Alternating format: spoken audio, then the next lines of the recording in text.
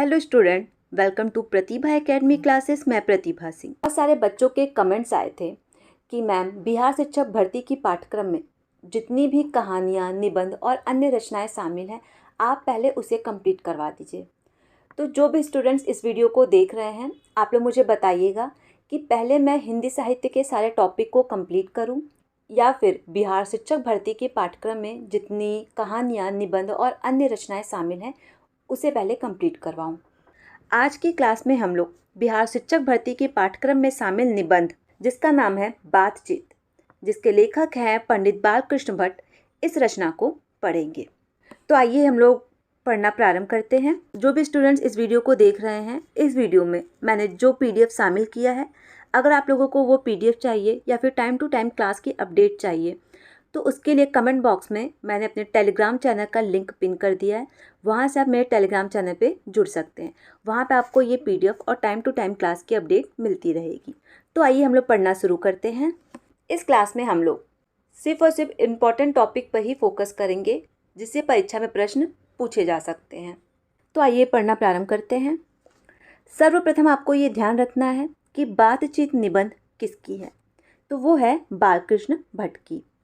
बालकृष्ण भट्ट का जन्म कब हुआ था? तो इनका जन्म हुआ था 23 जून 1844 ईस्वी को और निधन हुआ था 20 जुलाई 1914 ईस्वी को। पंडित बालकृष्ण भट्ट का जो निवास स्थान है वो है इलाहाबाद, उत्तर प्रदेश, जिसका नाम अभी चेंज होकर प्रयागराज हो गया है। इनकी माता का नाम पार्वती देवी और पिता का नाम बेनी प्रसाद भट्ट था। पिता एक व्यापारी थे और माता एक सुसंस्कृत महिला, जिन्होंने बालकृष्ण भट्ट के मन में अध्ययन की रुचि और लालसा जगाई। अब आगे हम लोग देखेंगे। एक चीज़ आप लोग को ध्यान में रखना है कि पंडित बालकृष्ण भट्ट मिशनरी स्कूल में पढ़ते थे। वहाँ के प्रधानाचार्य एक ईसाई पादरी थे, जिससे उनका वाद विवाद हो जाता है, जिसके कारण वो मिशनरी स्कूल जाना बंद कर देते हैं।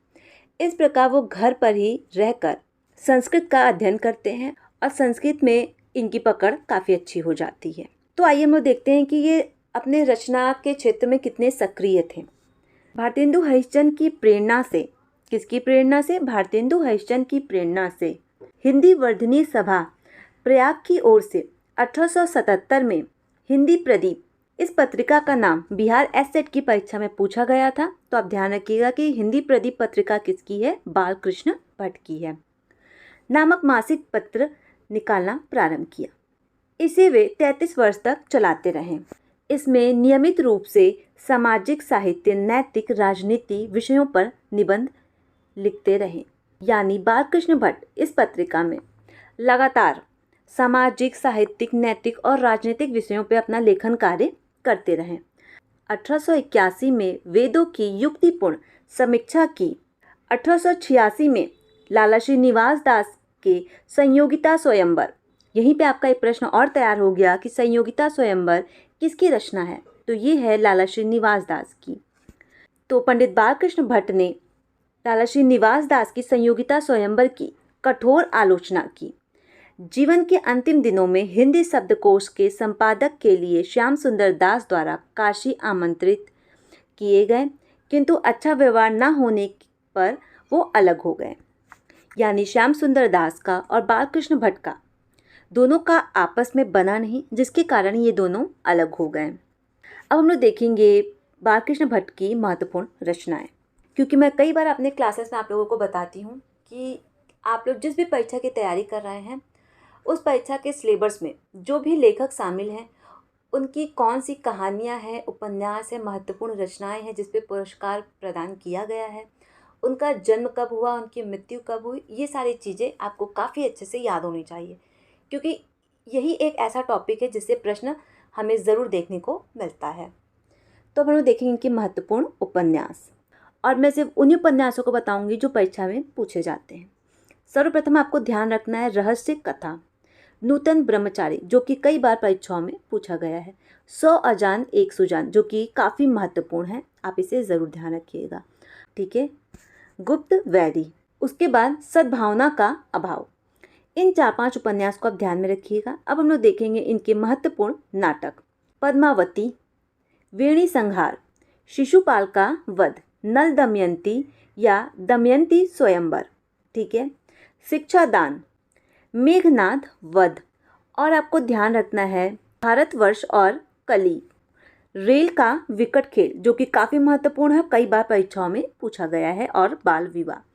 ये इनके कुछ महत्वपूर्ण नाटक है जो कई बार परीक्षाओं में पूछे जा चुके हैं।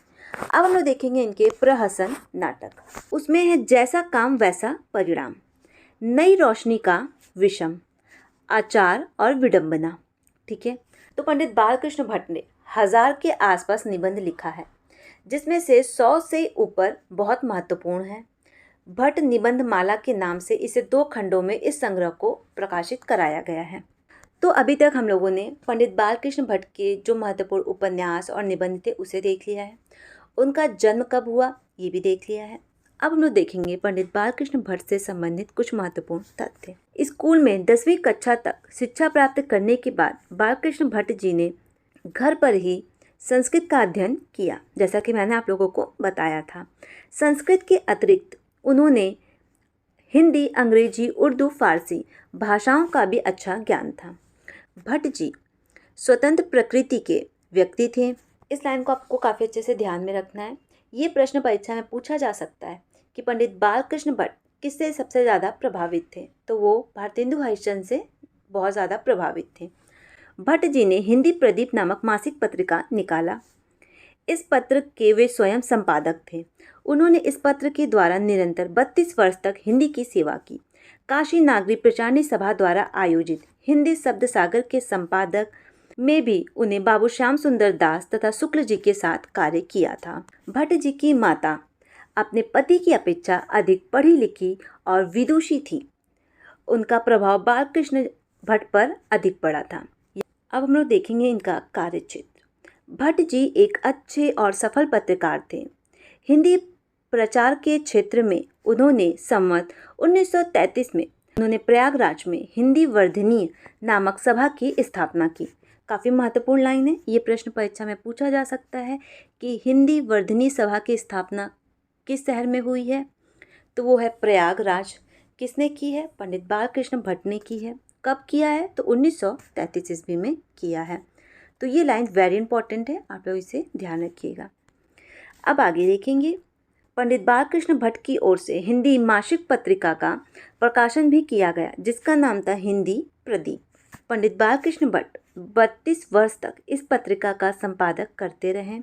इसे नियमित रूप से भली भांति चलाते रहे। हिंदी प्रदीप के अतिरिक्त बालकृष्ण भट्ट जी ने 2-3 अन्य पत्रिकाओं का भी संपादन किया। आगे देखिए, भट्ट जी भारतेंदु युग के प्रतिष्ठित निबंधकार थे। उनके निबंध अधिकतर हिंदी प्रदीप में प्रकाशित होते थे। उनके निबंध सदा मौलिक और भावपूर्ण निबंध होते थे। वह इतने व्यस्त रहते थे कि उन्हें पुस्तक लिखने तक का अवकाश नहीं मिलता था। अत्यंत व्यस्त समय होते हुए भी उन्होंने 100 अजान, 1 सुजान, रेल का विकट खेल, नूतन ब्रह्मचारी, बाल विवाह तथा भाग्य की परख आदि छोटी मोटी 10-12 पुस्तकें लिखी। तो वो 10-12 पुस्तकें कौन कौन सी हैं आपको वो ध्यान में रखना है, एकदम अच्छे से याद होना चाहिए आपको, ठीक है। अब आगे हम लोग देखेंगे। सर्वप्रथम हम लोग पंडित बालकृष्ण भट्ट के निबंध संग्रह को देखेंगे। पहला है साहित्य सुमन, दूसरा है भट्ट निबंध माला, तीसरा है आत्मनिर्भरता 1893 ईस्वी, ठीक है। अब हम लोग देखेंगे इनके महत्वपूर्ण निबंध। पहला है चंद्रोदय, संसार, महानाट्यशाला, माता का स्नेह, आंसू, लक्ष्मी, कालचक्र का चक्कर, साहित्य जन समूह के हृदय का विकास है जो कि काफ़ी महत्वपूर्ण है, प्रतिभा, माधुर्य, साहित्य का सभ्यता से घनिष्ठ संबंध है, आशा, आत्मगौरव। आगे देखिए, रुचि, भिक्षावृत्ति, मेला ठेल, बोध, एक अनोखा स्वप्न, काफ़ी महत्वपूर्ण है, स्त्री और उनकी शिक्षा, काफ़ी महत्वपूर्ण है, और बातचीत, जिस निबंध को आज हम लोग पढ़ रहे हैं और जो आपके पाठ्यक्रम में शामिल है। आप देखेंगे इनके कुछ महत्वपूर्ण उपन्यास। नूतन ब्रह्मचारी, 100 अजान, 1 सुजान, और बाकी जो उपन्यास महत्वपूर्ण थे वो मैंने आप लोगों को ऊपर बता दिया है। कुछ इनके अनुवादित ग्रंथ, वेणी संहार जो कि इनका नाटक है जिसको इन्होंने अनुवादित किया है, मक्षकटिकम जो कि इनका नाटक है और इन्होंने इसे अनुवादित किया है हिंदी में। पद्मावती जो कि इनका नाटक है जिसे इन्होंने अनुवादित किया था हिंदी में। तो आगे हम लोग देखेंगे इस नाटक का वर्ण विषय वस्तु क्या है। भट्ट जी ने जहाँ आँख, नाक, कान, बातचीत जैसे साधारण विषयों पर लेख लिखे हैं, वहाँ आत्मनिर्भरता, चारु चरित्र जैसे गंभीर विषयों पर भी लेखनी चलाई है। साहित्य और सामाजिक विषय भी भट्ट जी से अछूते नहीं बचे। चंद्रोदय उनके साहित्य निबंध में से एक है। समाज की कुरीतियों से दूर करने के लिए उन्होंने सामाजिक निबंधों की रचना की। भट्ट जी के निबंध में सुरुचि, संपन्नता, कल्पना के साथ साथ हास्य व्यंग के भी दर्शन हमें देखने को मिलते हैं। भट्ट जी की लेखन शैली, इनकी शैली को भी दो कोटियों में रखा जा सकता है। प्रथम कोटि की शैली को परिचयात्मक शैली कहा जा सकता है। इस शैली में उन्होंने कहानी और उपन्यास लिखे हैं। द्वितीय कोटि में आने वाली शैली गुण और गंभीर है। इस शैली में भट्ट जी को अधिक निपुणता प्राप्त है। अपने आत्मनिर्भरता तथा कल्पना जैसे गंभीर विषयों के अतिरिक्त आँख, नाक तथा कान आदि अति सामान्य विषयों पर भी सुंदर निबंध इन्होंने लिखा है। एक चीज़ आपको काफ़ी अच्छे से ध्यान रखना है कि एक प्रश्न परीक्षाओं में कई बार पूछा जाता है कि ऐसे कौन से निबंधकार हैं जिन्होंने शरीर के अंगों पर निबंध लिखा है। तो वो हैं आपके पंडित बालकृष्ण भट्ट, जिन्होंने आँख, नाक, कान इन सारे अंगों पर अपना लेखन कार्य किया है। अब आगे देखेंगे हम लोग। आपके निबंध में विचारों की गहनता, विषय की विस्तृत विवेचना, गंभीर चिंतन के साथ एक अनूठापन भी है। यत्र तत्र व्यंग और विनोद उनकी शैली को मनोरंजक बना देता है। अब आइए हम लोग आगे देखते हैं। पंडित बालकृष्ण भट्ट ने हास्य आधारित लेख भी लिखे हैं जो अत्यंत शिक्षादायक हैं। भट्ट जी का गद्य गद्य ना होकर गद्य काव्य सा प्रतीत होता है।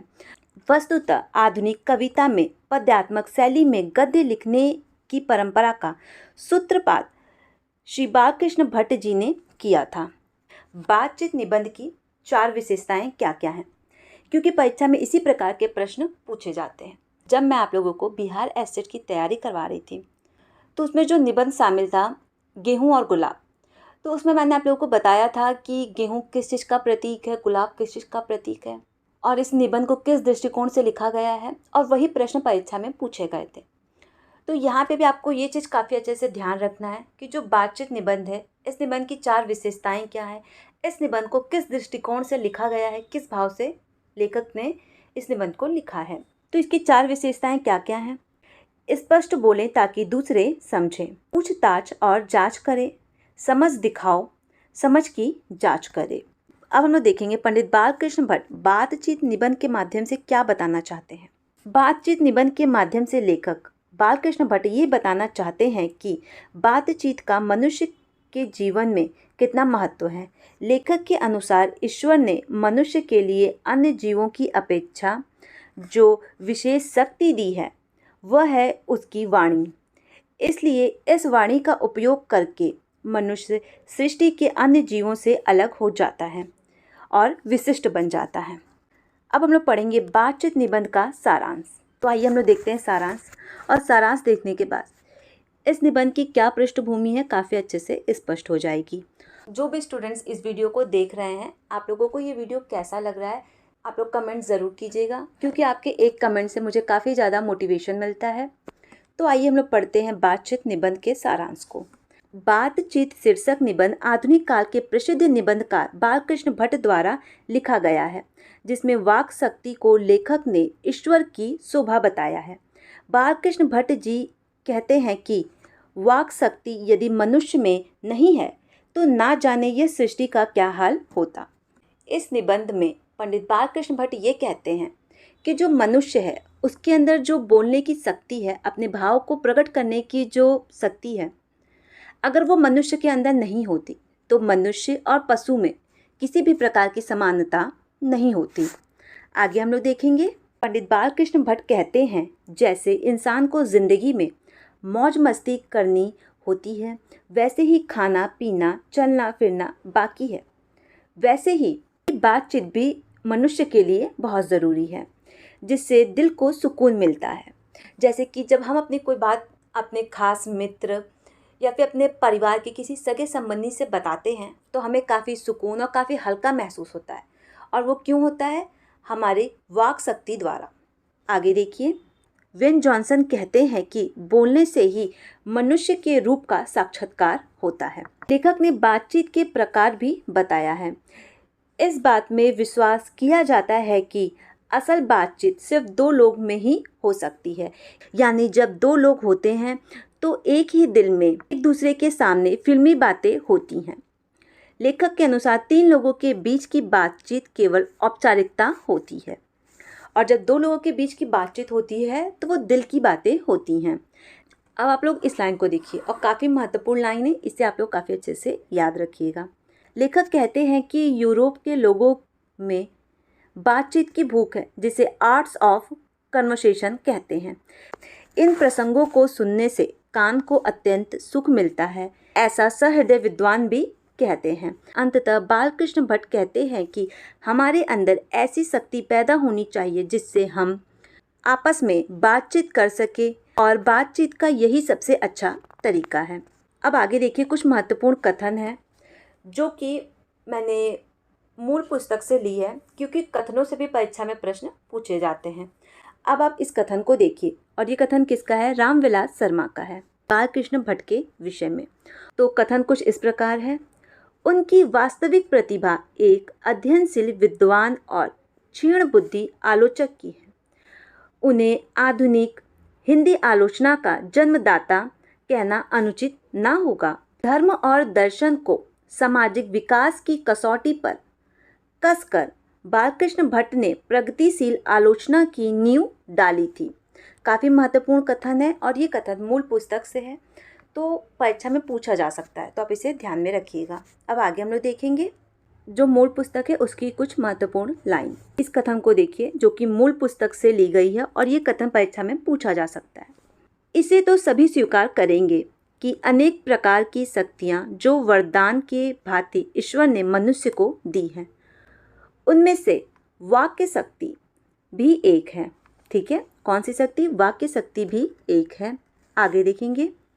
अब आप इस लाइन को देखिए, बातचीत का भी एक खास तरह का मजा होता है। जिसको बातचीत करने की लत पड़ जाती है वे इसके पीछे खाना पीना छोड़ बैठता है। अपना बड़ा खर्च कर देना उन्हें पसंद आता है, पर वे बातचीत का मजा नहीं खोना चाहते हैं। रॉबिन्सन क्रूज का किस्सा बहुधा लोगों ने पढ़ा होगा, जिसे 16 वर्ष तक मनुष्य का मुख देखने को भी नहीं मिला। कुत्ता बिल्ली आदि जानवरों के बीच में रह 16 साल के उपरांत उसने फ्रायड के मुख से एक बात सुनी। यद्यपि उसने अपनी जंगली बोली में कहा था, पर उस समय। अब ये इस क्लास का लास्ट पैराग्राफ है, आप इस पैराग्राफ को ध्यान से देखिए। रॉबिन्सन को ऐसा आनंद हुआ मानो उसने नए सिरे से फिर एक आदमी का चोला पाया। इससे सिद्ध होता है कि मनुष्य की वाक्य शक्ति कहाँ तक लुभा लेने की ताकत रखती है, जिससे केवल पत्र व्यवहार है, कभी एक बार भी साक्षात्कार नहीं हुआ है। उन्हें आपसे प्रेम से बात करने की कितनी लालसा रहती है। अपना आंतरिक भाव दूसरे पर प्रकट करना और उसका आशय अपने आप ग्रहण कर लेना शब्द के ही द्वारा हो सकता है। सच है, जब तक मनुष्य बोलता नहीं है तब तक उसका गुण और दोष प्रकट भी नहीं होता है। तो इस प्रकार पंडित बालकृष्ण भट्ट का जो बातचीत निबंध था उससे संबंधित जितने भी महत्वपूर्ण तथ्य थे वो मैंने काफ़ी अच्छे से आप लोगों को बता दिया है। इस वीडियो को आप लोग 2 से 3 बार ज़रूर देखिएगा। इस निबंध से कोई भी प्रश्न अगर परीक्षा में बनते हैं तो इस वीडियो से एक भी प्रश्न आपको बाहर देखने को नहीं मिलेगा। बाकी जो भी स्टूडेंट्स इस वीडियो को देख रहे हैं, आप लोगों को ये PDF या फिर मेरे चैनल पे जितनी भी वीडियो अभी तक पोस्ट हैं उनके PDF चाहिए तो कमेंट बॉक्स में मैंने अपने टेलीग्राम चैनल का लिंक पिन कर दिया है, वहाँ से आप मेरे टेलीग्राम चैनल पे जुड़ सकते हैं। वहाँ पे आपको ये PDF और टाइम टू टाइम क्लास की अपडेट मिलती रहेगी। साथ ही साथ मेरे चैनल पे अभी तक जितनी भी क्लासेस पोस्ट हैं उन सारे क्लासेस के PDF आपको मेरे टेलीग्राम चैनल पे देखने को मिल जाएगा। किसी भी प्रकार का कोई डाउट होता है तो आप मुझे कमेंट कर सकते हैं, या फिर कमेंट बॉक्स में मैंने अपने इंस्टाग्राम का लिंक पिन कर दिया है, वहाँ से आप मुझे डायरेक्ट मैसेज भी कर सकते हैं। और ये क्लास आप लोगों को कैसा लगा, अपनी प्रतिक्रिया ज़रूर दीजिएगा। और जो कल की नेक्स्ट क्लास होगी, उस क्लास में हम लोग बिहार शिक्षक भर्ती के पाठ्यक्रम में आचार्य रामचंद्र शुक्ल की एक रचना है कविता की परख, इस रचना को काफ़ी अच्छे से पढ़ेंगे हम लोग। अगर आप लोगों को ये वीडियो पसंद आता है तो इस वीडियो को अपने दोस्तों के साथ शेयर करना और चैनल को सब्सक्राइब करना आप ना भूलें। Thank you.